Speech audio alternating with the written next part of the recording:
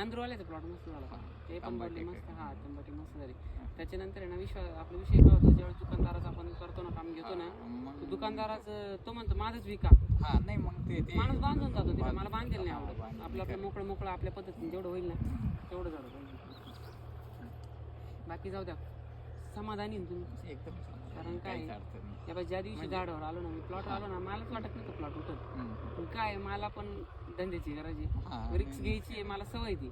मी रिक्स घ्यायची, घेऊन टाकी तो हा ना हा नाही द्यायचं करून म्हटलं चार जीव करून जाऊ द्या मारू द्या. आता हे एवढ्या जागात तुम्ही जवळजवळ 4-5 क्विंटल मिरची तोडली आणि आलू ही 8-10 क्विंटल दोन अर्धा किलो म्हणजे तिसरा तोडा येईल ना, हां. हा 13 क्विंटल जवळ.